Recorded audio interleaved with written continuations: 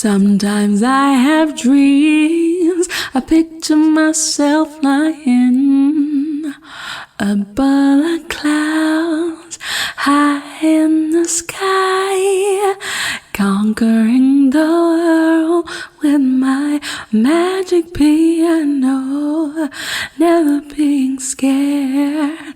But then I realized I am a supergirl, and I'm here to save the world. But I wanna know who's gonna save me. I'm a supergirl, and I'm here to save the world. I wanna know why I feel so alone.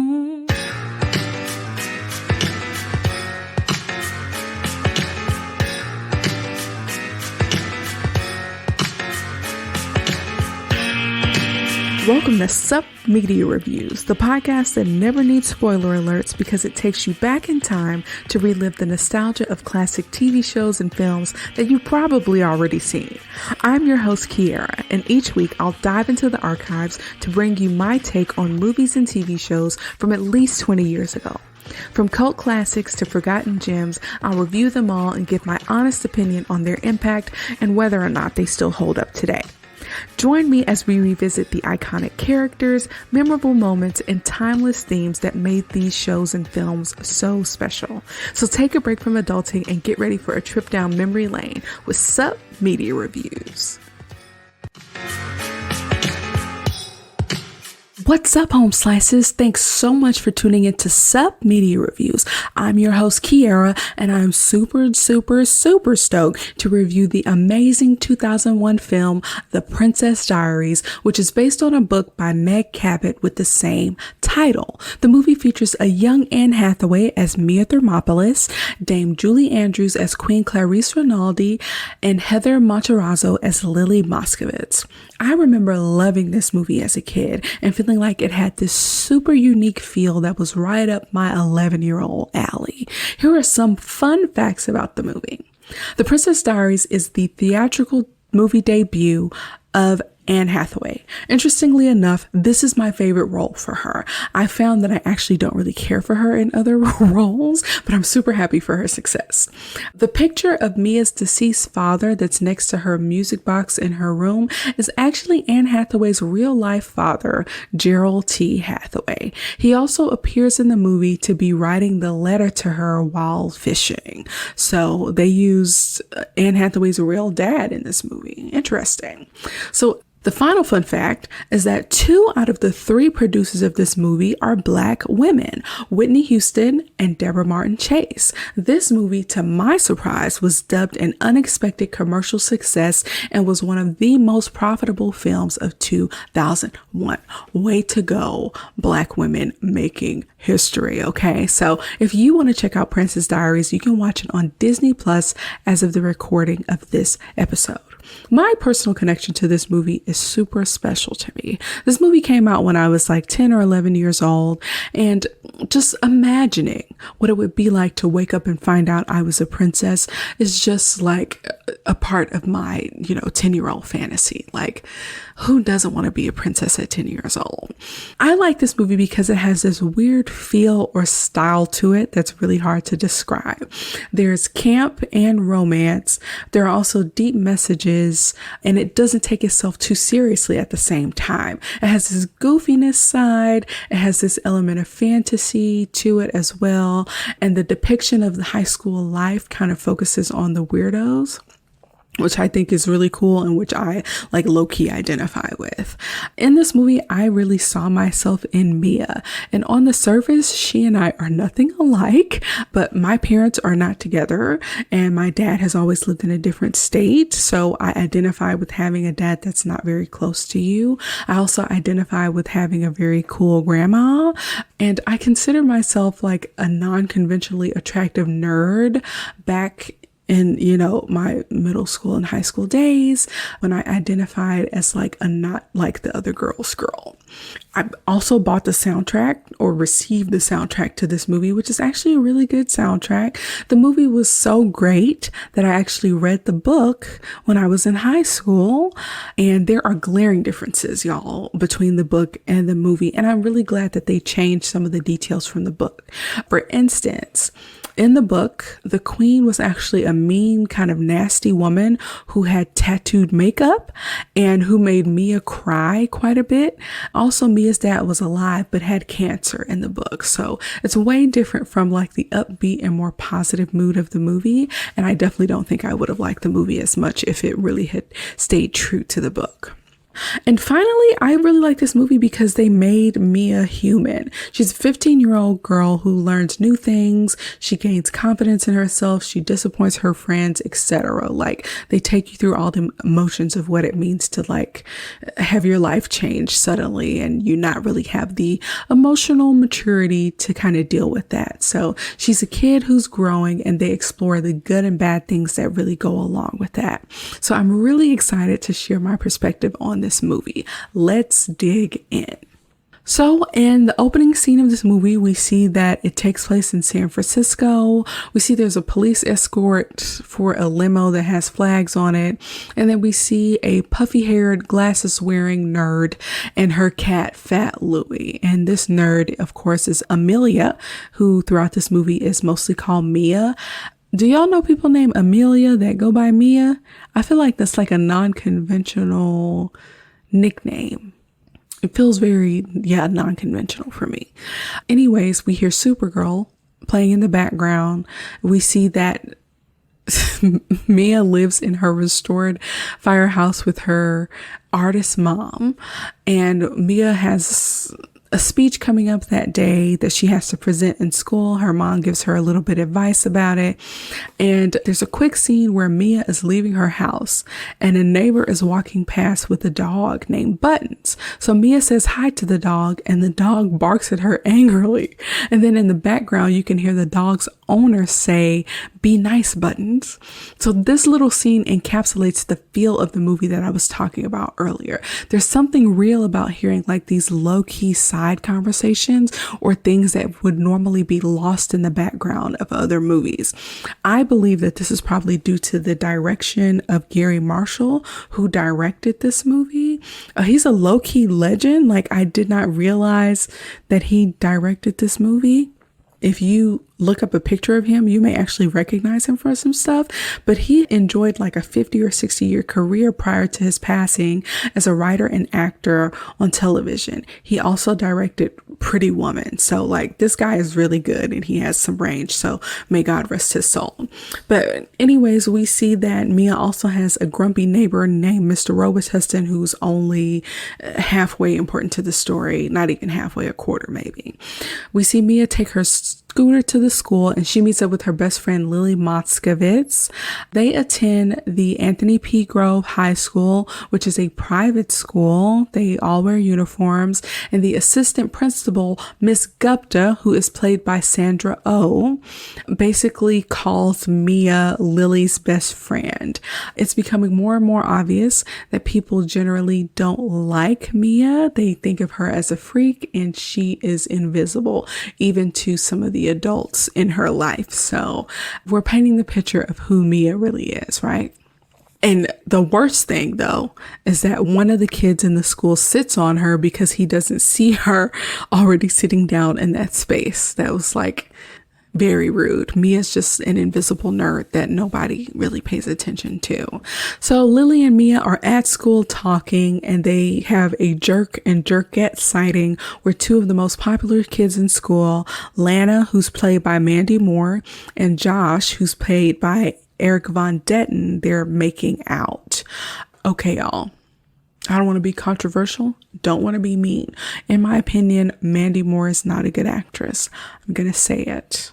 I watched her in This Is Us, and her performance here in Princess Diaries was much better.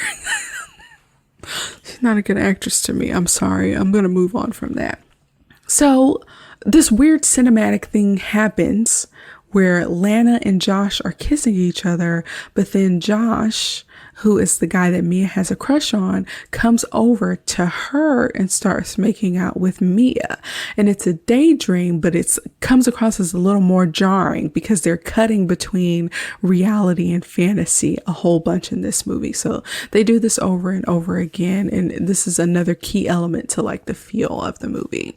But it's debate class time, and they're having a debate on whether or not the school should have casual dress on Fridays. And so Josh does the affirmative side of the argument and argues for why they should have casual Friday. And now Mia has to present the other side of the case where against casual dress Fridays. She's super nervous and insecure, and her classmates are being mean and making rude comments. And she ends up running out of the class and vomiting. She ends up getting sick, to the amusement of her classmates. And so now that's another reason for them to be mean and rude to her.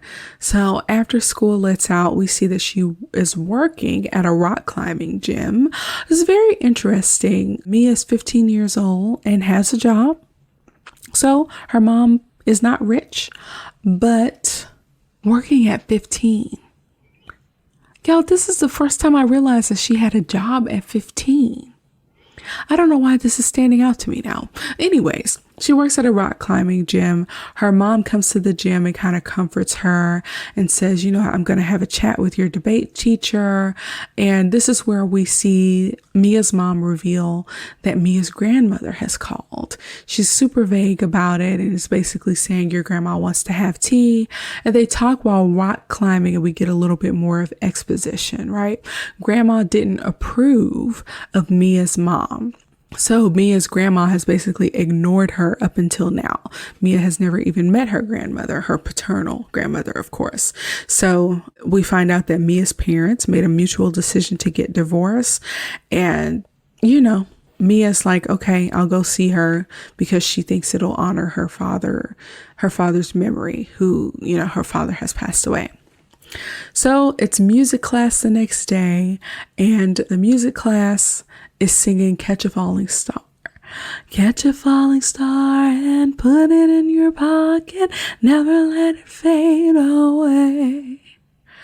Catch a falling star and put it in your pocket. Save it for a rainy day.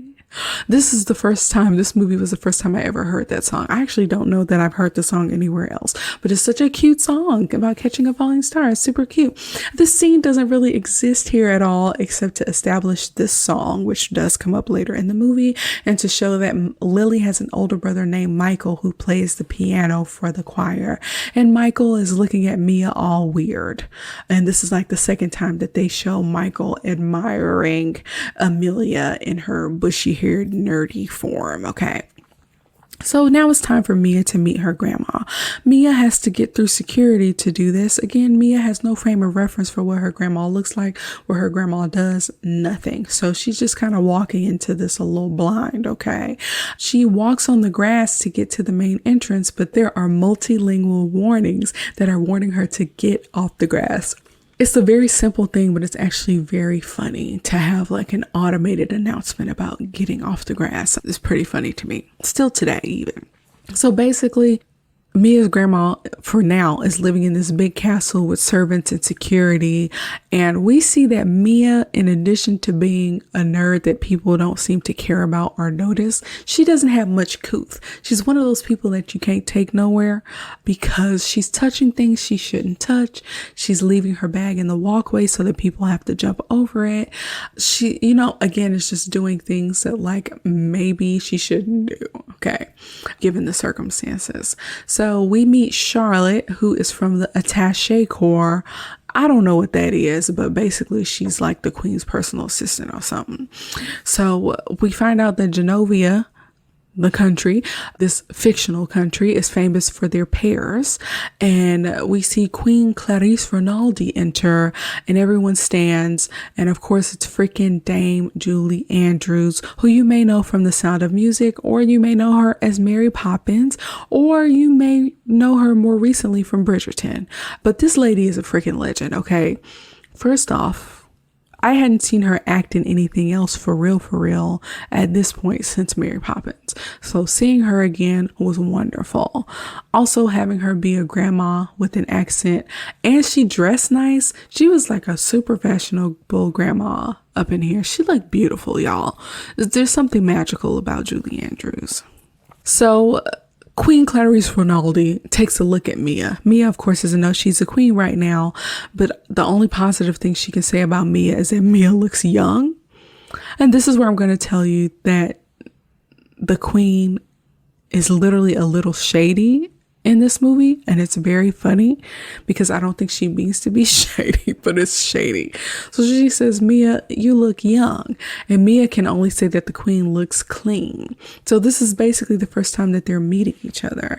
And I don't think that when I was watching this as a child that I could really appreciate how awkward it would be to meet my grandmother at the age of 15, especially if she never reached out or talked to me or basically ignored me for my whole life. I also don't know how a worldly teenager couldn't piece together that her dad was a prince and that her grandma was a queen.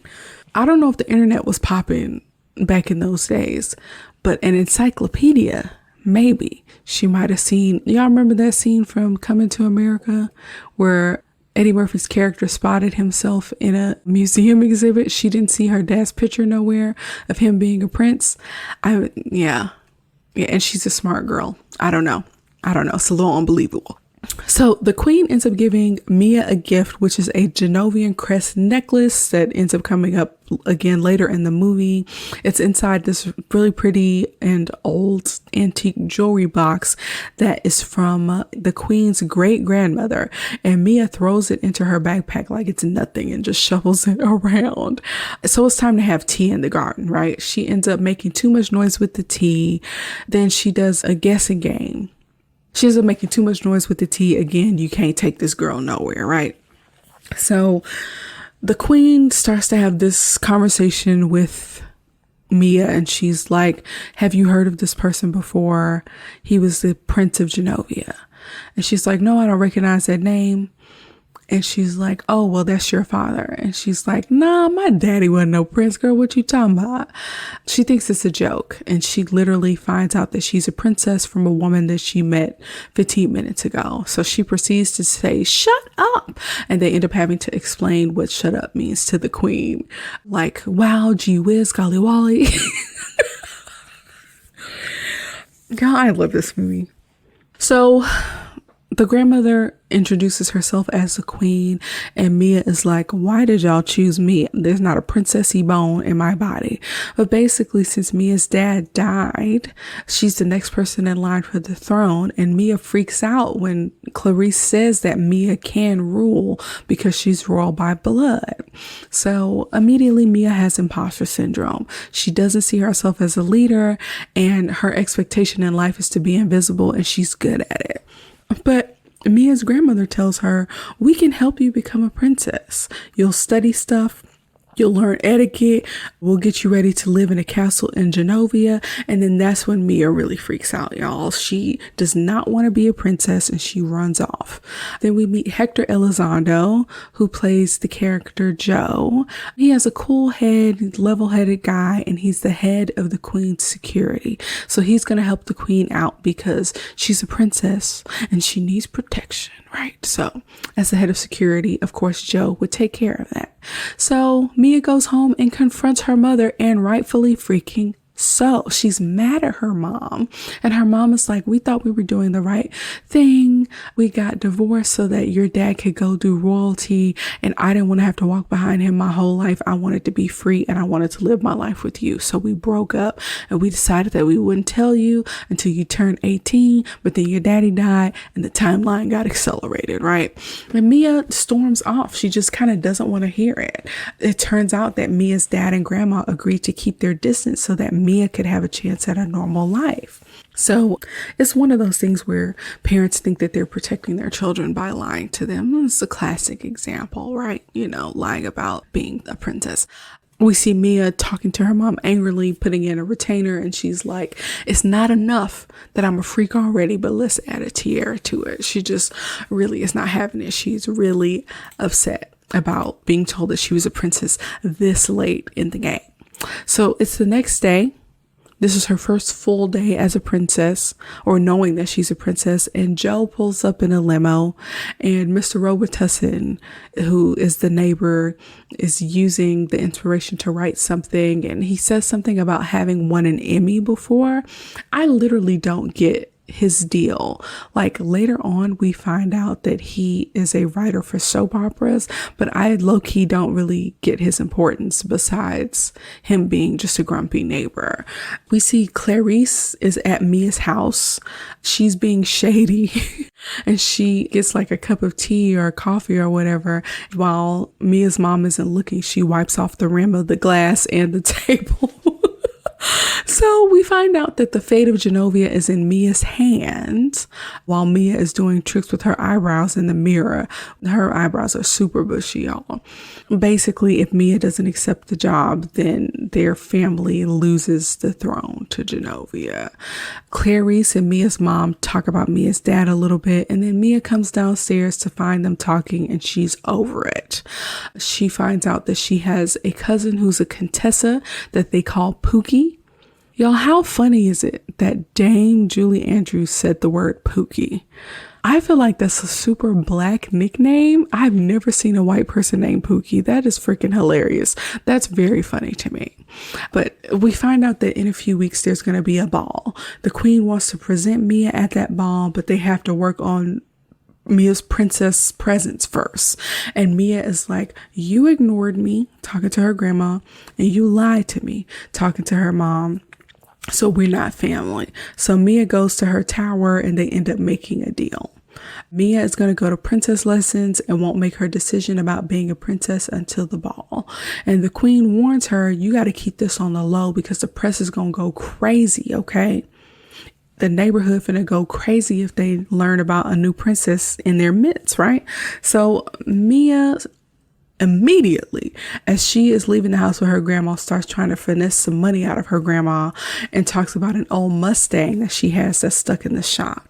The queen introduces Mia to Joseph, and Mia finds out that she gets her own limo to go to school, and she's riding in it and she's playing with the controls. And again, this girl don't have no couth. You can't take her nowhere. She just touching everything, and she's just all over the place. They end up picking Lily up in a limo, and Lily tells Joe that he's dressed like Shaft. And the way that Mia explains it is that the limo is a gift from grandma, and Mia wants to be dropped off a block away from school so they don't alert the teens, the other people at the school, that, you know, there's anything special or different going on with Mia.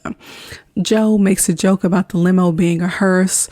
We see that he's likable and that he is level-headed, and we see how nice he is, like even with the tiniest little hoop earring in the history of humanity. So they're back at school. Lana and her friends are making fun of Mia because she vomited during her speech.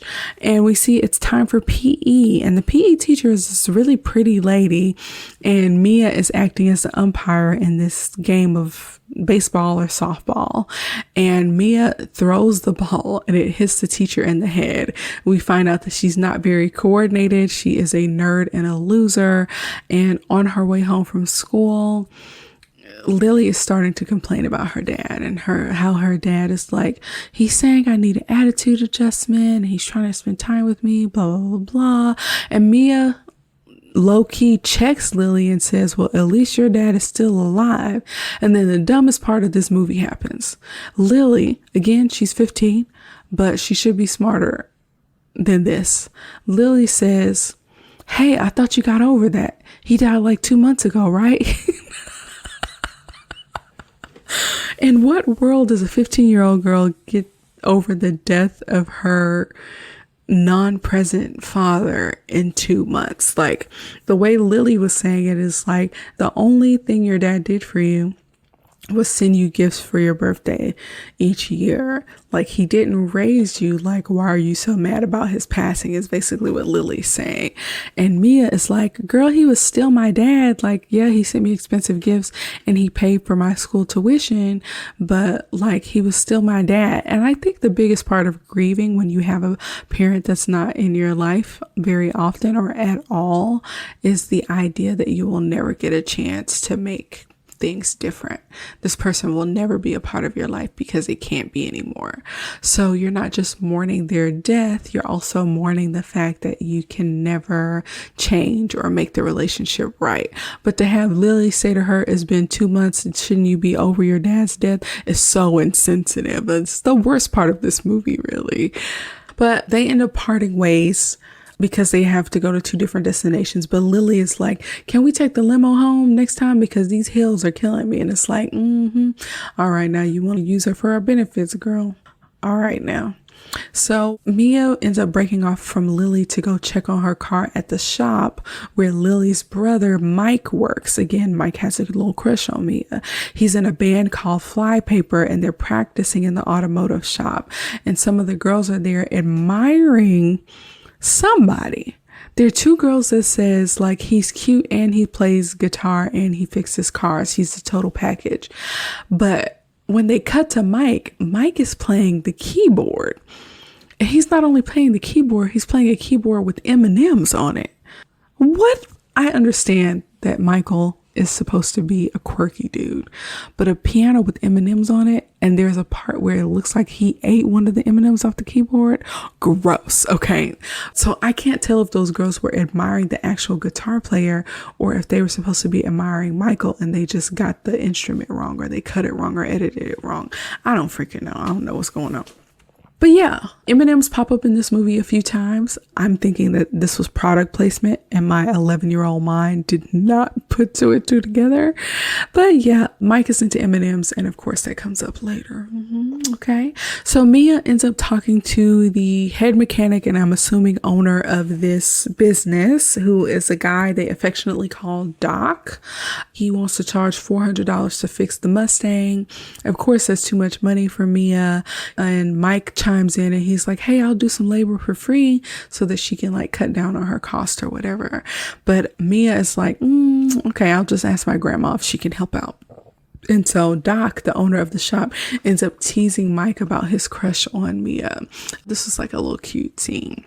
And also the guy who plays Mike was like a very cute dude and had like a Beatles John Lennon haircut or whatever. It was very on brand for the time. It was cute. So it's time for princess lessons, y'all. So first day of princess lesson, and Mia ends up breaking a finger off of a statue of a lady in like the lobby area, and she puts it in the statue's mouth. Again, you can't take this girl nowhere. They show this beautiful diary that the queen has for her. It's leather and red. One of the only mentions of this diary in the movie, even though the name of the movie is titled Princess Diaries. Like I said, Clarice is like a shady queen, okay? She asked Mia if her bad posture affected her hearing.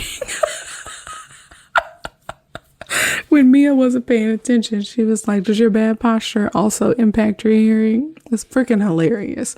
Mia gives her a spin so that the queen can point out everything that is wrong and right with her. We got to fix her walk. We got to fix her hair. We got to fix them Bushman eyebrows. She has nice eyes. Oh, she got bad nails. She got to wear stockings and get rid of those shoes that she's wearing.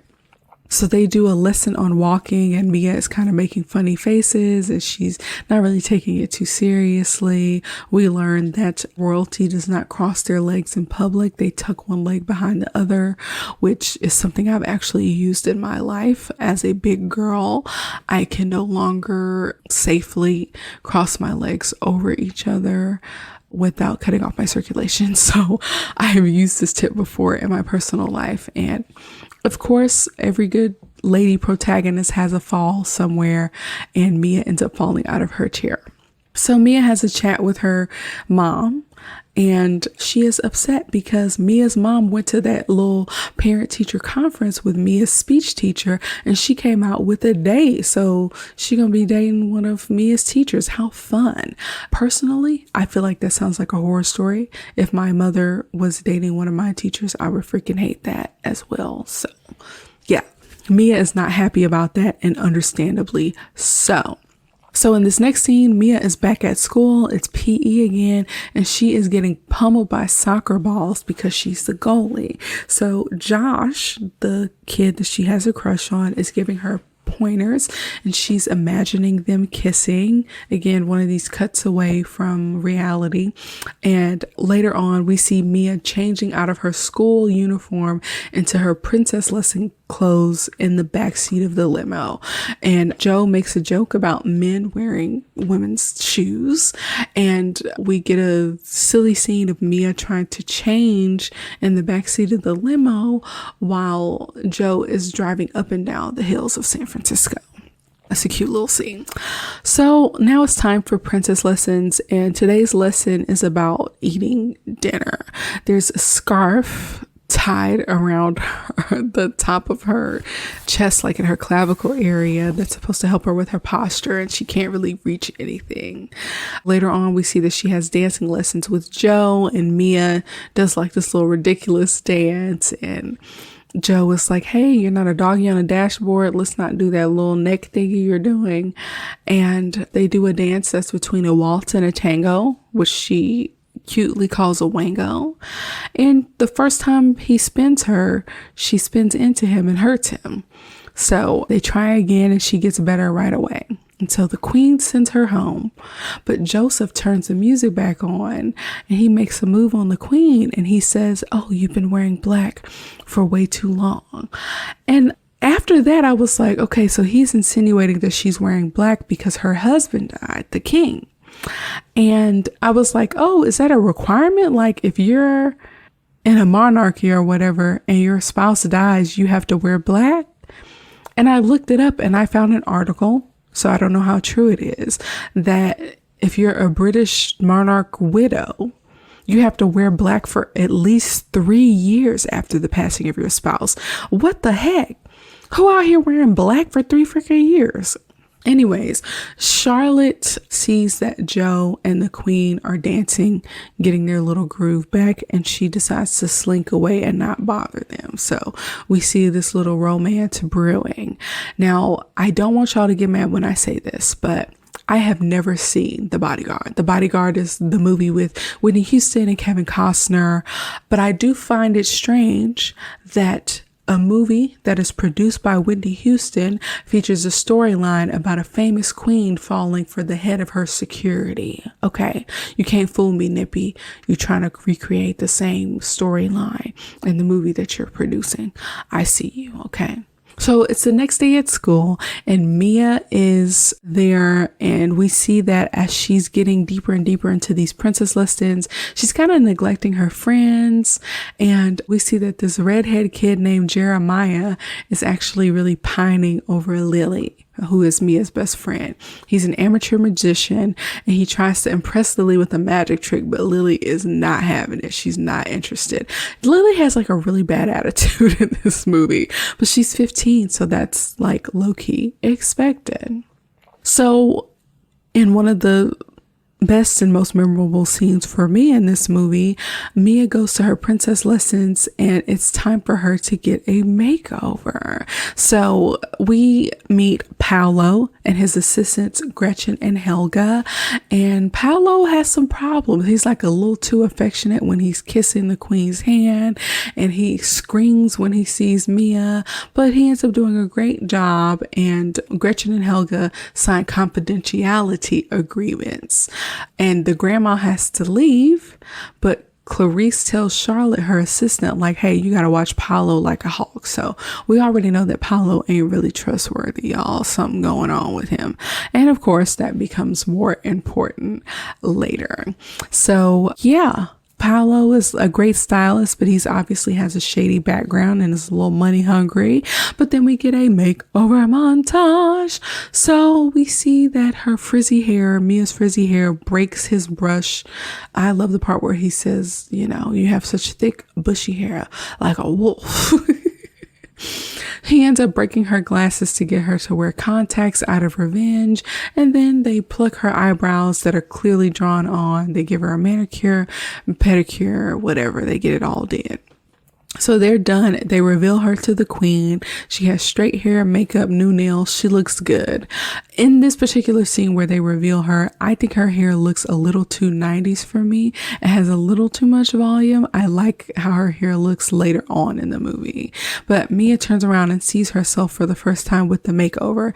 And her expression says a lot when she sees herself, but I don't really know what that expression really means, right? She doesn't look happy or sad or surprised. I can't tell what emotion she's having, but I'm guessing that they were trying to show that she is feeling like all of these emotions at once. And I feel like they did the look that she gave was a good depiction of that. So now a new day. This is the next day with her new hair. And we see that Mike has decided to join Mia and Lily for a limo ride to school. So Mike sees her first in the limo and he's like blown away. He thinks that she looks really pretty. But Lily sees Mia's hair and she hates it. And she's like, you look ridiculous. You should sue. And Lily goes on this tirade and she's like, you abandoned me. You have this super expensive bag. You're caring about your appearance too much. And I don't know where you are these days. And you're turning into one of our bullies, referring to Lana, Anna, and Montana. And she tells her that she sold out. And Mike is like, I like it. And Mia starts crying silently because of Lily's disapproval. So when they arrive to school, Joe lets them out and Joe tells her a quote from Eleanor Roosevelt: no one can make you feel inferior without your consent. And so that, I guess, encourages Mia a little bit. And she puts on a hat to keep people from seeing her hair. And so Mia starts to stand up for herself and yells at Lily and says, like, don't rag on me all the time just because your hair sucks. And Mike is a weirdo, but he like applauds Mia for standing up for herself and he leaves, I think with the harmonica or something. And so Lily is like, the reason I'm acting like this is because I know there's something you're not telling me and that you're keeping a secret from me, even though we said we wouldn't keep secrets, and I'm about to take off my friendship bracelet. And Mia's like, don't take off the friendship bracelet. If I tell you, you have to keep it secret. And of course she reveals to her that she is a princess. And Lily freaks out. And she's like, oh, I'm so sorry about all of that stuff. Like, I'm super excited for you. Let's talk about it. X, Y, and Z, whatever. So Lily, of course, gets sworn to secrecy, and her and Mia do this really nasty secret handshake in the history of ever. Later on, we see that Mia gets forced to remove her hat in class because Lana complains about the school dress code or whatever, and she takes it off. And they see her makeover and they see her new hair, and the class is being a little mean about it. But Lily says something nonsensical to like get the focus off of Mia so they can move on with the class. So Lily still has Mia's back.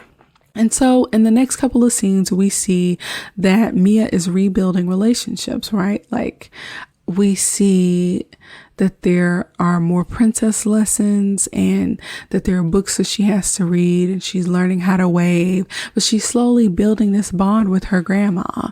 And then she's also later does an art project with balloons that are filled with paint with her mom. And so she is having a better time and bonding with both her mom and her grandma. So she's rebuilding relationships with these women in her life.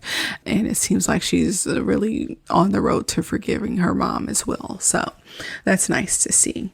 So yeah, in this next scene, Mike and Mia are walking to school together, and he asks her out on a date on Saturday night to hear his band and to work on her car. So she's like, yeah, I'll go. And so Lily catches up with them, and they arrive to school to see that there's a lot of commotion. There's reporters, there's cameras, and come to find out, someone has leaked to the press that Mia is the Princess of Genovia.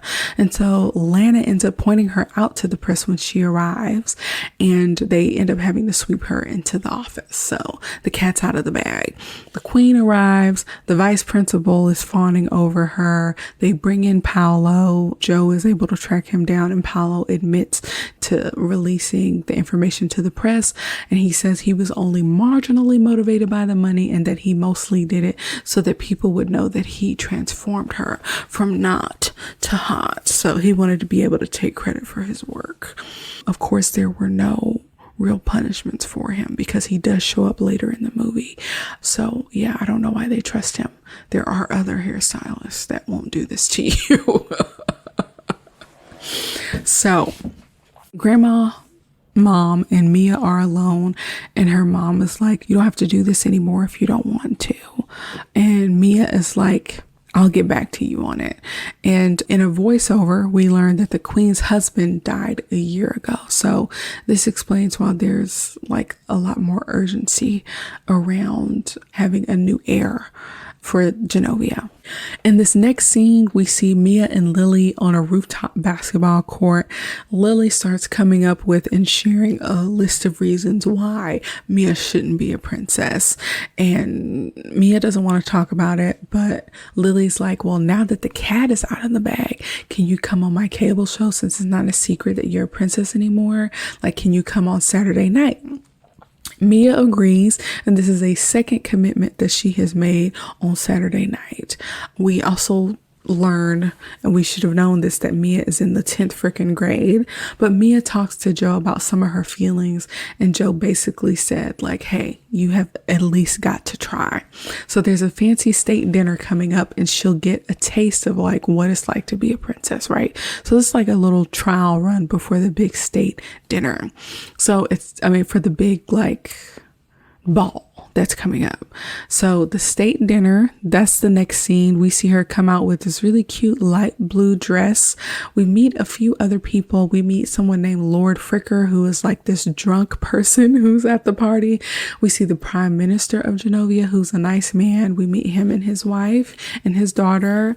It's dinner time at the state dinner, of course, and the queen comes in with this really lovely, pretty light blue dress. They did a wonderful job with the wardrobe in this movie. But there's a couple there. There are a couple of haters. They are the Baron and Baroness von Trocken. These are the folks who will take over Genovia if Mia turns down the crown. So this bunch of people is an eclectic bunch. There's this like unaffected Asian man who's sitting next to the queen. And then Mia proceeds to embarrass herself and her grandma. She ends up setting Lord Fricker's sleeve on fire and has to put it out. We see that they're eating a lot of green food, and Mia ends up getting a brain freeze from the palate cleansing sorbet. And for whatever stupid reason, the Prime Minister and his wife end up copying her. I have no idea why. It's really stupid. Mia breaks a glass right before a toast, and in the toast, the Prime Minister toast saying that he hopes the Baron and Baroness are always barren, which is hilarious. The next course is a famous pear and cheese dessert, and Mia drops a grape on the floor and proceeds to get down to get it, but then the drunk lord who's sitting next to her falls over her and causes a few things to go flying and all that stuff, and the Prime Minister like dives headfirst into his food. But then the unaffected Asian man starts laughing, and then everyone else starts laughing too because it's a funny situation. But Mia just walks away from the situation feeling embarrassed, and this is just like another thing to add to the list of why she shouldn't be a princess, or her feeling inadequate for this job. And she also felt like she let her dad down too. So it's the next day with Grandma, and of course Mia is upset, but the queen is not disappointed. She actually thought it was really funny and that it reminded her of her in her younger days. So Grandma cancels princess lessons and they decide to have fun. When Charlotte comes in to talk about her schedule, the queen cancels everything and she's like, I want to hang out with my granddaughter. So her and Mia go to get the Mustang out of the shop, And then one of the songs that I like from the soundtrack comes in. It's a she thing and it's all in me. I can be anything that I want to be. Don't consider me a minority. Open up your eyes and it ain't nothing but a she thing. Yeah, they go and explore. They go to a pier. They play some games. There's an arm wrestling machine. And again, the shady queen wipes it off with the cloth, which is freaking hilarious. And she loses to an arm wrestling machine that looks like Rupert's cousin, and she loses the first time, but then she gets into it and wins by using both hands. They, take pictures in a photo booth, and she gets rid of a picture she doesn't like because she's shady. And, they start having a conversation, right? Grandma to granddaughter. And Mia asks about her dad, and Queen Clarice says, your dad basically always wanted to be a prince except for when he married your mom and you were born. But he decided that, his love for his country was more important, I guess, than his love for Mia and her mom. Yeah, but she says it in a more diplomatic way than that. The way I said it sounded really bad. She said it better. Basically, she has an older son who abdicated and went to the church. So her father basically had to come back to help run the country and be the prince and all of that stuff. I guess the question is, what would you do, right? Like if you had a situation, would you choose to rule over a country over having and being with your, spouse and child? Which one would you choose? I personally feel like countries will take care of themselves. I might choose my family over the country. But I guess because my country is America, I definitely choose my family over it. Okay, all right. So anyways, the queen tries a corn dog for the first time, and it's time for them to head back. And here's another problem. Mia is 15 and she has to drive a car that has car troubles up and down the hills of San Francisco. And of course that doesn't go great. And she ends up crashing into a trolley. And it's like a whole thing. The police have to come out. Mia is only 15, so she doesn't have a license. The queen's license expired 45 years ago. And we find out that the queen has diplomatic immunity, but Mia does not. So the queen uses her charm to weasel Mia out of having to go downtown. And she basically dubs the police officer and the trolley operator for this fake thing called the Order of the Rose. And the cop looks like Reginald VelJohnson. But anyways, it's the next day. Mia goes to school and we see that she's signing autographs for a little girl in a wheelchair named Lily and another little girl named Charlotte. So little girls are looking up to her and admiring her, which is very cute. We see Lana is lying to the press. Lana again is like the bully who's played by Mandy Moore. She's lying to the press about being friends with Mia. And later on we see Josh call Mia's name and says that he broke up with Lana because she was like a phony publicity seeker, which is the pot calling the kettle, as we find out later. He ends up asking Mia out, and guess when he asks her out? On Saturday night. Again, her third commitment to do something on Saturday night. There's a big beach party happening, and while she never says yes, it's kind of low-key understood that she's never going to turn down an opportunity to date this dude. So immediately she heads over to Mike and says like, hey, Josh just asked me out. Can we postpone me hanging out with you and your band? Because like this beach party is one time and like I can listen to you play whenever. Mike is like, okay, sure. But you can tell that he's really upset or whatever. And later on the loudspeaker, we hear a reminder about Lily's cable show. But unfortunately, Mia doesn't hear it and never gets back to Lily canceling on Lily. So, something else falling through the cracks, y'all. So next thing you know, we see her getting ready for the beach party, and Mia reveals to her mom that she's going with Josh and that she's excited for her first kiss and she wants her foot to pop or whatever. And her mom reminds her, like, that boy was never nice to you. Like, you need to watch out for him. And she makes fun of her for, wanting a foot popping kiss. So it's the beach party time. It's called the Baker Beach Bash. And we find out that there is only 1 week of school left before summer vacation. And we get a performance from Lana and the Lanettes. And they sing, "Stupid Cupid, stop picking on me." The background singers, who are Anna and Montana, are not even mouthing the words. They're only dancing. I don't understand why they're not supposed to be actually background singing or pretending to lip syncing for their lives. Okay. But Mia is sailing with Josh, and he's saying stuff like, "I'm glad you enjoyed the sailing. Most girls freak out when I take them sailing." And I'm like, don't nobody want to hear what you do with most girls. You better grow up. But we cut to Lily's cable show called Shut Up and Listen.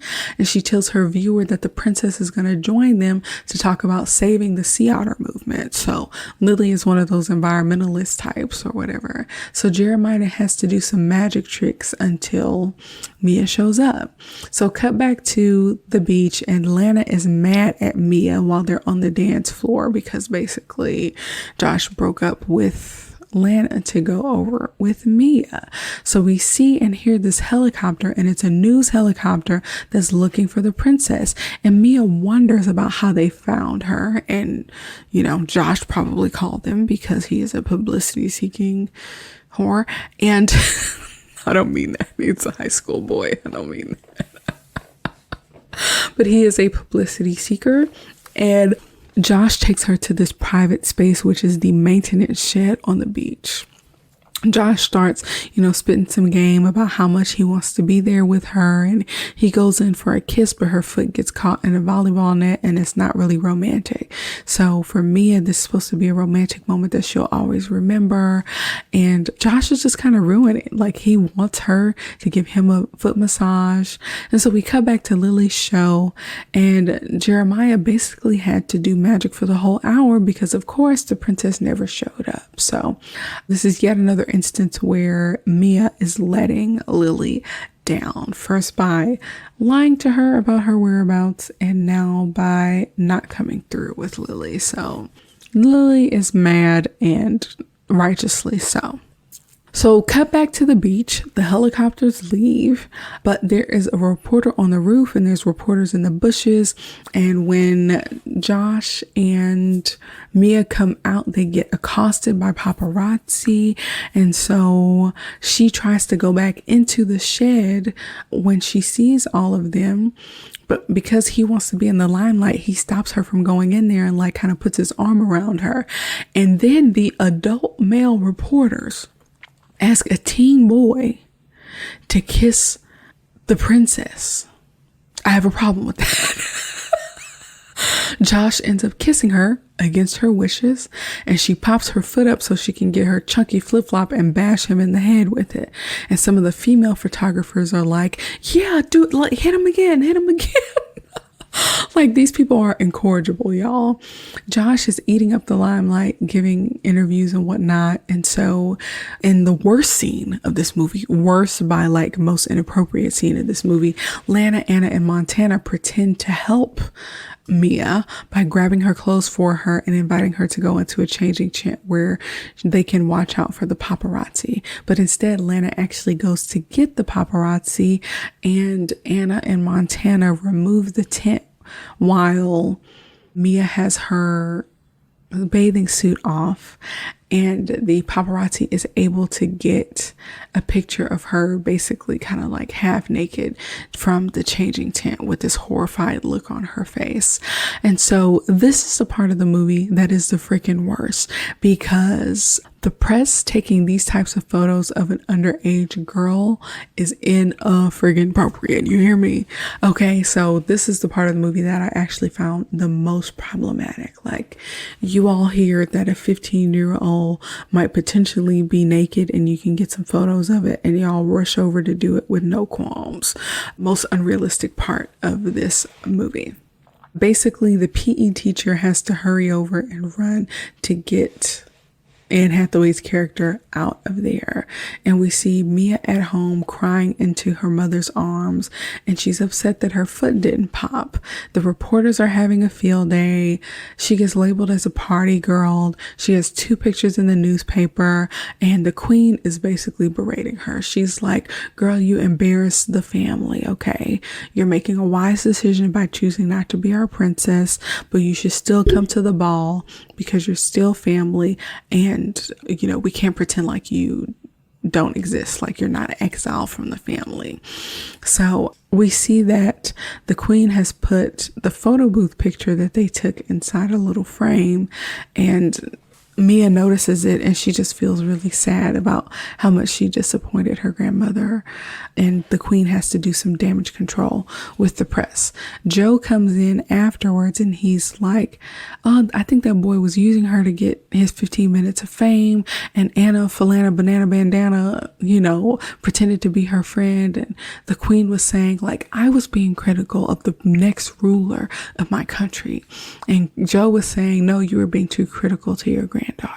She's only 15 and she took your criticism on the chin. You should definitely reward her or acknowledge the fact that she had a lot of maturity in this moment. And we hear that both Joe and Queen Clarice Rinaldi have faith that Mia can do this, that she can actually be the princess. So it's the next day at school. Mia's getting taunted at school for being labeled as a party girl or whatever. She meets up with Lily back on the rooftop basketball court, and Lily does not want to talk to her.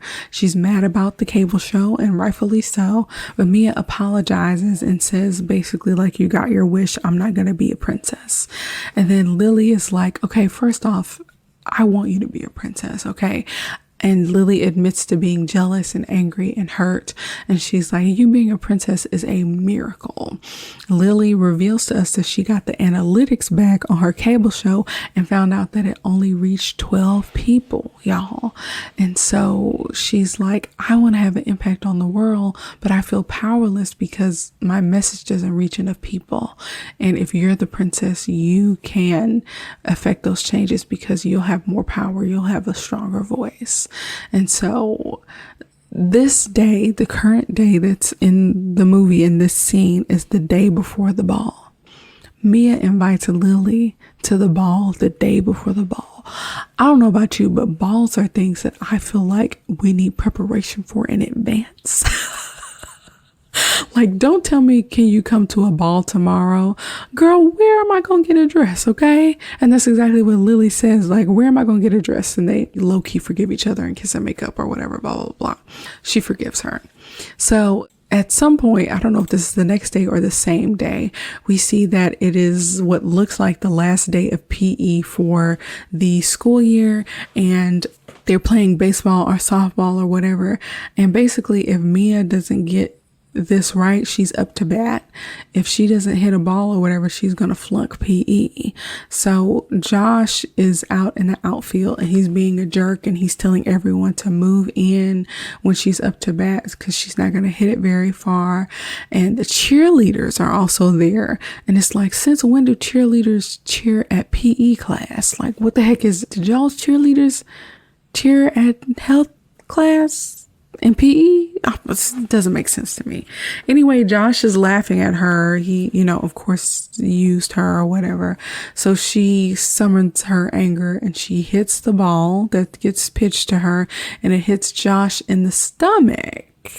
So she runs around and gets a home run and passes PE and also gets her revenge on Josh, all at the same time. How lovely. So in this next scene, Mike comes to the house and Mia has to rip a blackhead strip off of her nose.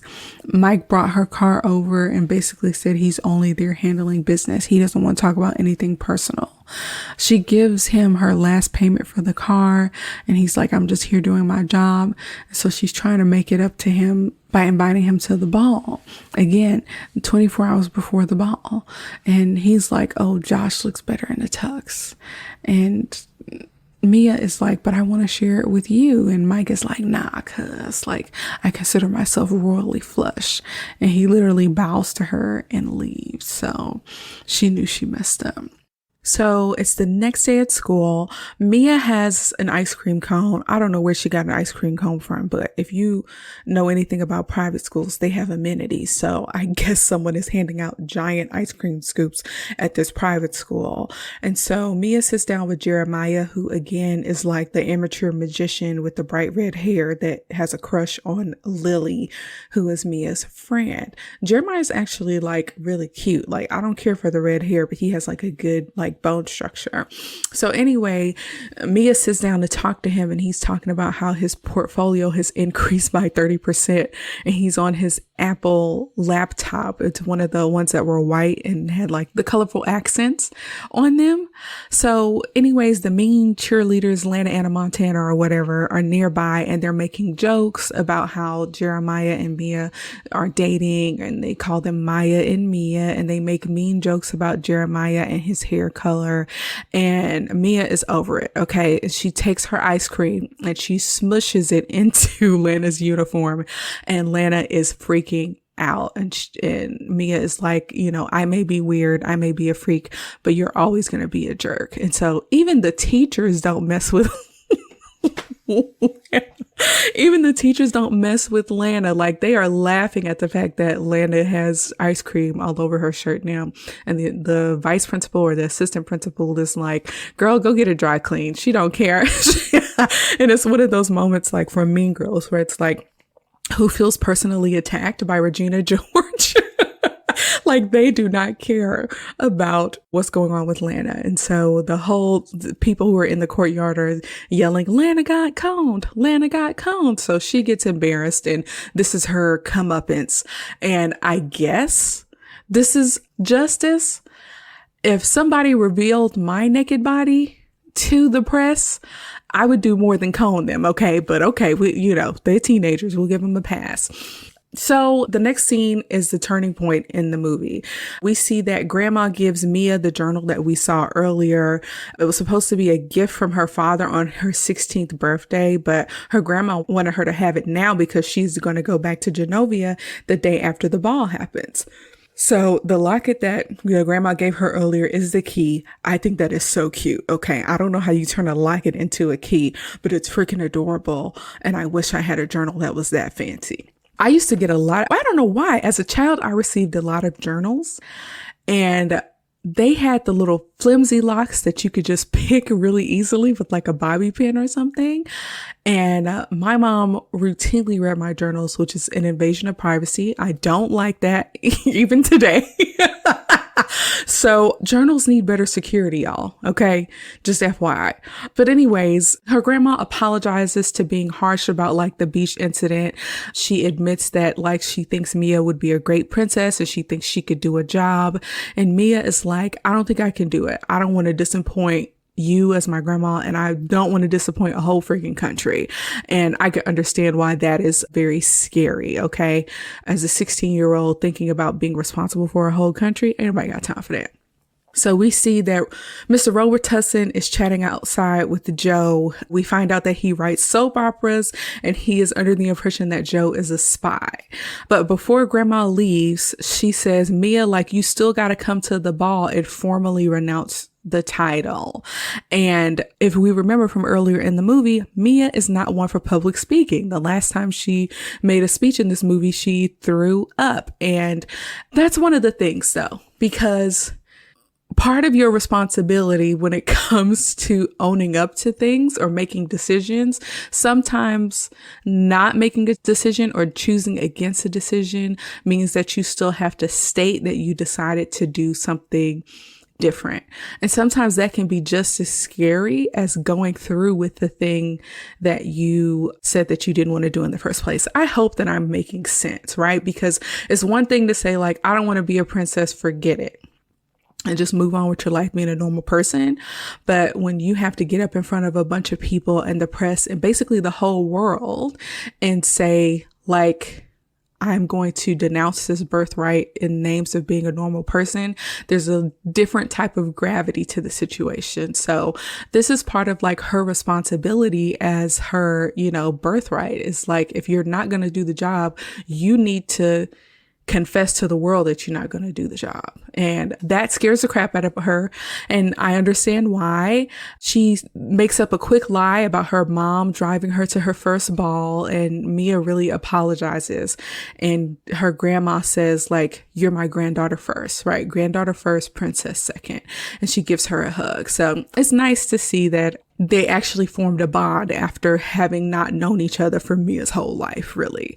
So next thing we know, Mia is running away. She's packing up because she's scared. She's not going to make this speech. She's trying to go to Colorado. So she opens the journal that her grandmother gave her, and she drops a letter to the floor. And then Fat Louie, with his fat self, sits his fat butt on the envelope, and she doesn't see it. So we cut to the ball, and Charlotte lets Joe know that Mia did not arrive with her mom. So he deduces that because he didn't go to pick her up, that she's planning on running. And he's right. So Mia starts packing up stuff that reminds her of her dad, including a briefly mentioned Fabergé merry-go-round that her dad got her for her birthday. It actually is very pretty. And so Fat Louie moves, and she picks up the letter that falls to the ground, and it's from her dad. And he's like, you're 16 years old. I'm going to pass on a piece of wisdom to you the same way my father passed on, a piece of wisdom to me when I was 16 years old. And so he gives her these two quotes, right? The first one is, courage is not the absence of fear, but rather the judgment that something else is more important than fear. So that's the first quote. But the second quote is my favorite. The quote is, the brave may not live forever, but the cautious do not live at all. And I freaking love that quote. Again, this movie came out when I was like 10 or 11 years old. And sometimes you just got to pick up the gems where they get dropped.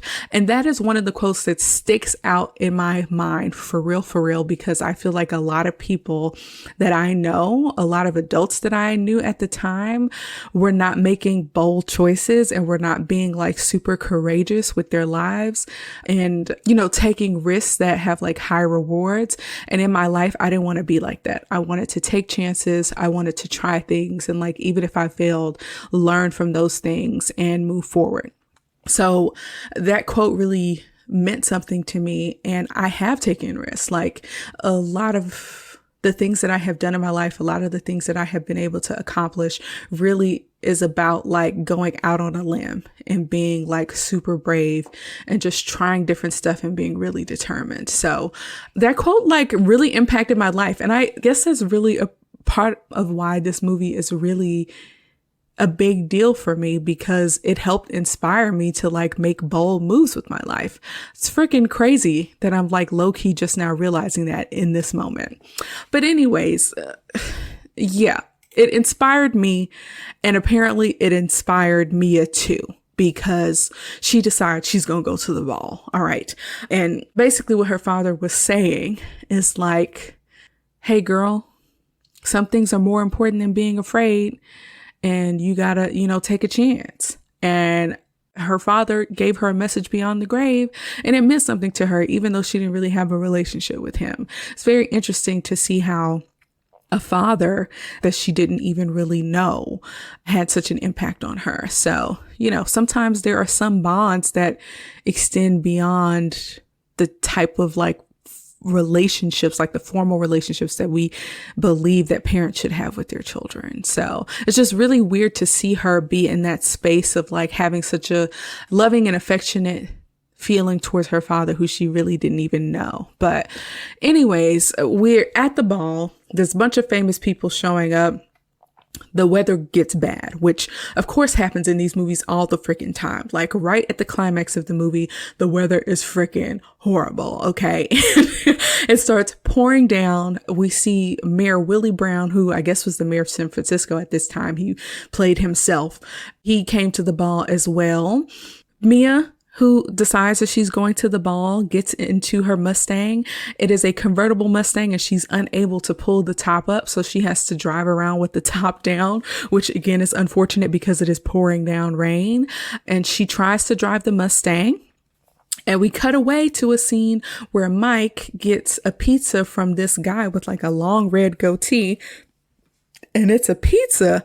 I don't think that pizza had cheese on it. It just looked like some sauce. And it had sorry spelled out in M&M's, which, it's a callback to him eating nasty piano M&Ms from earlier in the movie. But for whatever reason, that thrills. Y'all, what pizza place has M&Ms on hand? I don't know. She must have made arrangements and said, hey, I'm a princess. Can y'all get some M&Ms? Way to use your influences to get unorthodox pizza toppings delivered to the guy whose heart you broke. But anyways, the grandmother comes into the ball and she's wearing this lovely dress and she's looking like a brown sugar Pop-Tart. I'm telling you, that's the exact color of her dress. Go back and look up her dress at the ball. She looks like a brown sugar Pop-Tart. It's a pretty dress. Whoever did the wardrobe for like her character, for the grandmother, way to go. Y'all did a great job. So we see Joe threatens Mr. Robertson to tell him where Mia went, and Mia's car breaks down. She can't make it up the hill, and the press at the ball are starting to complain about making their deadlines. And the queen is like, hey, we're going to give Mia 10 minutes and then I'm going to make the announcement myself. So cut back to Mia. Mia's upset. She's crying. She's drenched from the rain, but the 10 minutes have passed and it's time for the announcement. She is laying down in the front seat of the Mustang singing, catch a falling star and put it in your pocket. She is very woe is me or whatever. And Joe arrives to scoop her up, fortunately, and she goes to the ball. And so the queen gets up to make the announcement that Mia is going to renounce her title, and Mia is freaking out. But she has to do the speech in her wet clothes, and she shows up right in time, and she makes a speech, and she starts off bad and she starts rambling, but she's saying like, I'm not afraid anymore because my dad helped me. And she thanked her mom for always being supportive of her. And then she turns her speech into this thing about like, how much do I think about myself? Like, why am I so self-involved? And she starts rambling and she has to kind of rein it in. And she talks about the impact that she could have. And so Lily starts getting emotional because that's like what Lily was telling her about how Lily felt powerless because her cable show only reached a certain amount of people. And like, how powerful could Mia be if she had like was ruling a whole freaking country? How much could she get done? How much could she change for the better? Right. So Mia uses her full name and she's like, I'm choosing to be the Princess Amelia Mionette something Thermopolis something or other. She has like 5 names. But anyways, she chooses to be the princess, and the tiara was ready, and her grandma says like, I see myself in you. So the prime minister sings like some Genovian song, Genovia, the land I call my home, Genovia, Genovia, forever will your banner wave. I watched this movie so much I remembered that song like just off the top of my head just now. Paolo shows up. Why are they still messing with Paolo? This man has outed the princess and like turned this whole situation into a cluster, and they're still using him for hair and makeup. There has to be a better hair and makeup person out there that won't mess them over. But Paolo goes there to get the princess together since she is like a wet mess from all the rain or whatever. The Van Troken family, again, if you remember, they were the ones who were going to take over in Genovia if she denounced the crown. And they're pissed off because she actually chose to be the princess. So they try to walk out and steal a vase, which is very funny. They're like, oh, we taking something on our way out of here. And then we see Charlotte put the vase back, like she caught them trying to steal it and she replaced it. Y'all, that is so funny. Like, trying to steal a vase from this house because they didn't get the throne. That's freaking hilarious. So next we see that Mia comes out in like this really lovely dress. It's like a ball gown and it has flowers on it and she looks really good. And it's time for a dance. And we see her looking around to see like who she's going to dance with. And she sees Mike come in at the last moment and he's looking like a young Wolverine and he dances with her and they go out to the garden. And Mike is like, why me? Like, why did you choose me? And she says, because you saw me when I was invisible. And that's like a classic little line or whatever, because he did see her. He was pining after her when she was a frizzy haired, bushy eyebrow, freak throwing up in speech class. So, he saw her and he, admired her prior to her transformation.